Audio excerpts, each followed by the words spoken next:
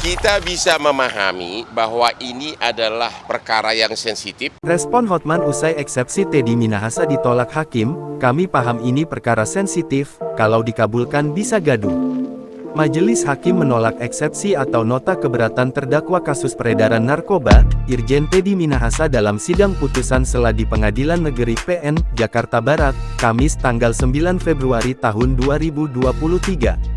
Hal itu disampaikan Hakim Ketua John Sarman Saragi dalam sidang putusan sela di Pengadilan Negeri PN, Jakarta Barat, Kamis tanggal 9 Februari tahun 2023. Menyatakan keberatan eksepsi penasihat hukum terdakwa tidak diterima seluruhnya.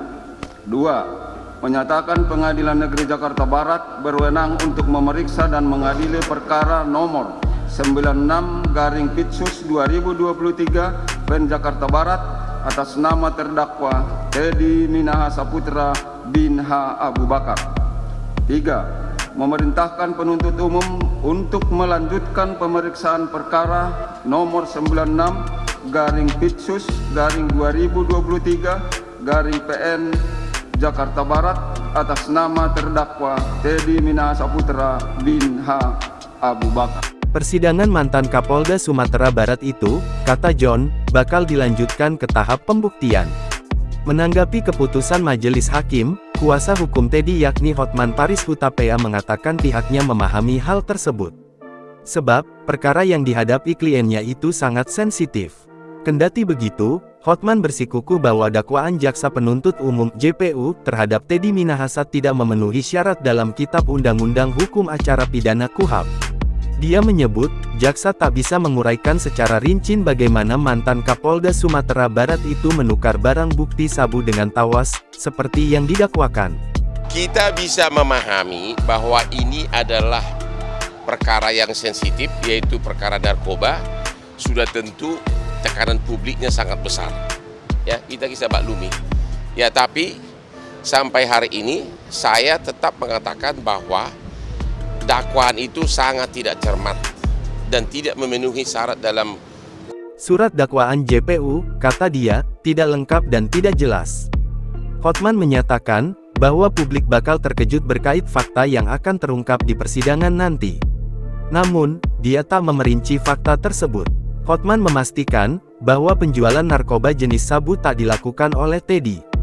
Adapun JPU mendakwa Teddy Minahasa menawarkan, membeli, menjual, dan menjadi perantara narkotika golongan I bukan tanaman jenis sabu hasil barang sitaan seberat lebih dari 5 gram. Sebagai informasi, kasus peredaran narkoba yang dikendalikan oleh Teddy Minahasa terungkap dari penyelidikan Polda Metro Jaya. Dalam penyelidikan itu, awalnya Polda Metro Jaya mengungkap jaringan pengedar narkoba dan menangkap 3 warga sipil. Setelah itu, penyidik Polda Metro Jaya melakukan pengembangan dan menemukan keterlibatan 3 polisi. Pengembangan penyelidikan terus dilakukan sampai akhirnya penyidik menemukan keterlibatan Teddy. Kadif Propam Irjen Syahardiantono pun diminta Kapolri Jenderal Listio Sigit Prabowo menjemput Teddy untuk diperiksa. Polda Metro Jaya kemudian menetapkan 11 orang sebagai tersangka kasus dugaan peredaran narkoba jenis sabu, termasuk Teddy Minahasa. Sementara itu, 10 orang lainnya adalah Hendra, Aril Firmansyah, Aibda Ahmad Darmawan, Mai Siska, Kompol Kasranto, Aibtu Janto Situmorang, Linda Pujiastuti, Syamsul Ma'arif, dan AKBP Dodi Prawira Negara.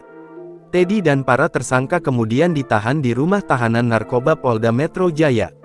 Para tersangka dijerat pasal 114 ayat 2 subsidiar pasal 112 ayat 2, junto pasal 132 ayat 1, junto pasal 55 Undang-Undang Nomor 35 Tahun 2009 tentang narkotika.